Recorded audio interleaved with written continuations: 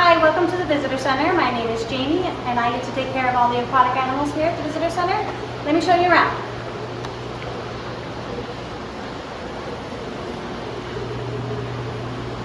This is our Wetlands Exhibit, which is currently housing a handful of surf perch, and then we also have a few ochre stars hanging around, and then we've got our big skate there hiding at the bottom. This is our nearshore exhibit, which has the larger of the surf perch. It's also housing English sole and some rock sole at the bottom. And then we've got a variety of different anemones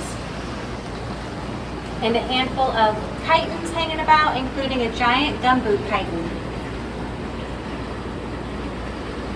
This is our kelp forest exhibit, which houses a variety of different rockfish, including China rockfish, our black rockfish, and our honeycomb rockfish.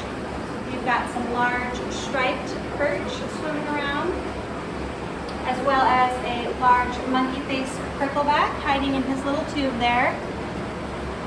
And we also have a male kelp ringling.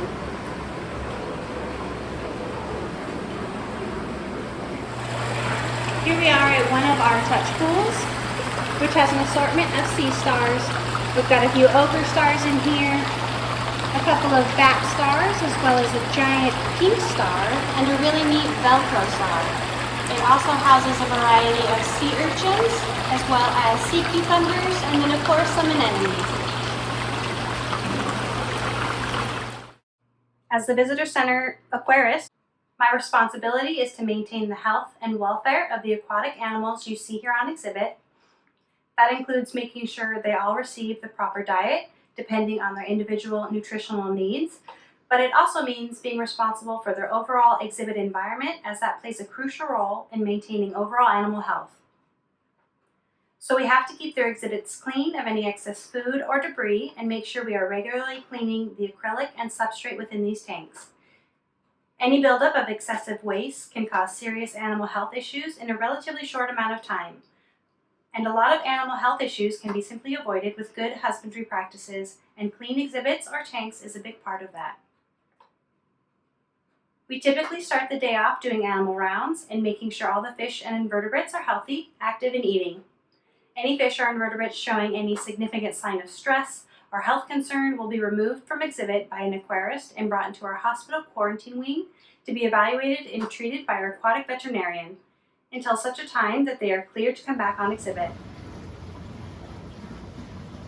As the Visitor Center aquarist, I also receive a lot of opportunities to design and build some aspects of the actual exhibits behind the scenes. As you can see behind this crab exhibit, they all need to have seawater coming in from the Aquinta Bay, going into the tanks, and then of course flowing back out. So as the aquarist, we get to design and build these unseen factors. Thanks for joining me here in the Visitor Center. Now let's head back behind the scenes to our animal hospital and quarantine space, where we treat animals and educate local college students and vet students from around the world. Hi, and welcome to the Aquatic Animal Teaching Lab. My name is Trevor, and I'm a aquarist here at Hatfield Science Center. And I'm going to tell you a little bit about what we do behind the scenes here in our teaching lab. So, first off, this is a really dynamic lab that we use for a variety of purposes. A lot of them is going to be for informal teaching of a variety of different people. One of the main things we use our tanks for in this room is for animal holding.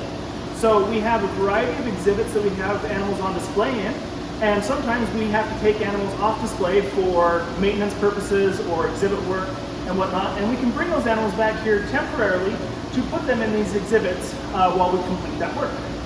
Some of the other things we do is these animals will held back here when they're running through something such as quarantine or any sort of medical treatments. And they're only generally back here for a limited amount of time.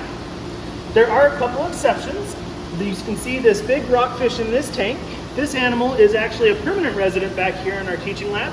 And the reason for that is he is deemed a non-display quality animal due to some injuries that he has had in the past. You might notice that he has one eye that looks larger than the other. He might have some odd coloration or thin shades. These are all things that have been healed up and he is perfectly healthy, but he isn't something that the general public may want to see in a tank when they're looking for healthy fish. But because he's still overall healthy, we have no reason to not keep him here. So we keep him back here and use him as a teaching animal for our informal teachings for a variety of the people that utilize this lab with us. Welcome to our hospital quarantine area. This room is divided into two sides. We have over here our quarantine side, where all the animals come in and they must go through their 30-day minimum quarantine. We have a freshwater quarantine system for any of our freshwater tropical and semi-tropical animals. We have a holding an exam table that we can use for our quarantine animals to do their veterinary examinations.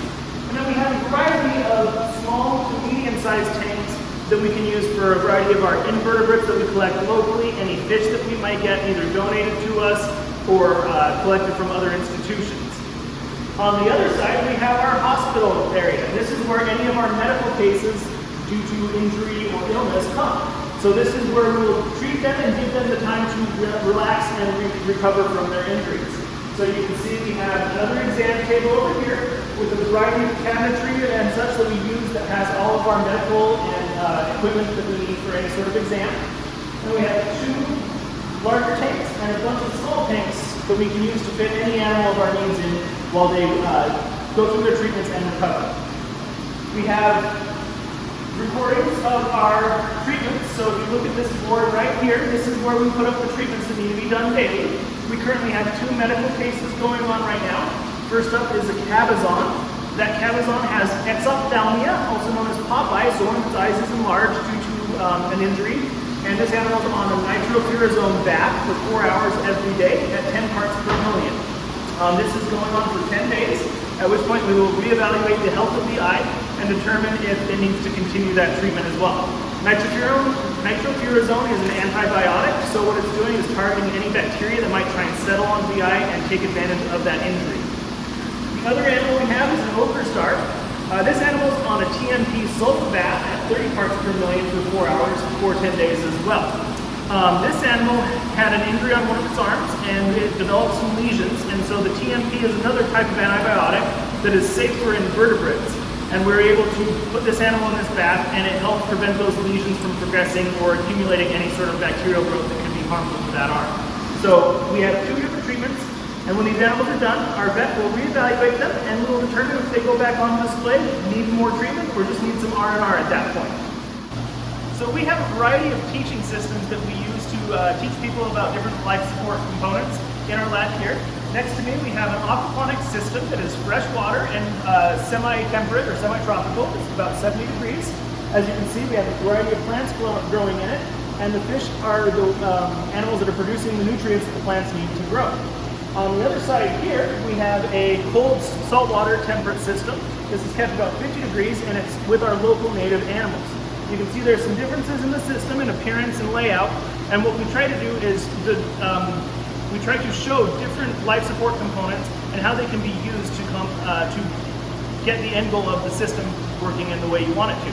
So by having this dynamicism, we were able to teach the students a variety of different techniques to make the system work correctly. So I keep talking about teaching. Who do we teach here? We teach a variety of people. We have aquarium science students from the Oregon Coast Community College's aquarium science program that come down here, and we will teach them how to work on these systems.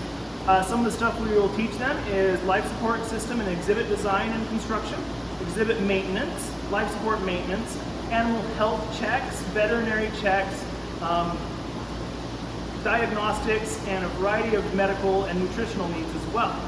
Now, who is doing the teaching? Not just me. My entire husbandry team that I work with are all mentors and informal instructors to these students. So all of us are going to be doing this sort of teaching to the people that utilize our program. And it's not just these community college students that utilize this. We also have a variety of vet students from OSU and other colleges across the country that actually come here to do intensive 4-week or 2-week courses to get as much experience with aquatic animal husbandry and veterinary practices as they can between our veterinarian and our husbandry team. We also have from time to time actual practicing licensed veterinarians come out here and do these sort of crash courses with us as well, that if they are interested in getting more aquatic experience. Some of the stuff we teach that I haven't talked about, we obviously are going to be teaching general health management, nutritional needs, and how to balance nutrition correctly. Anything that is related to aquatic animal health, veterinary diagnostic needs, observations of what is typical versus atypical behavior for the animals under our care, and a variety of other things as well. Why do we do this? Well, we do it so we can have better care of aquatic animals across the world. The more people know about how to correctly care for their animals and how to correctly care for the systems that their animals live in, the better health and the better longevity and the better overall condition those animals are going to be in. And at the end of the day, it's all about how healthy and how good of a quality of life our animals have in our care.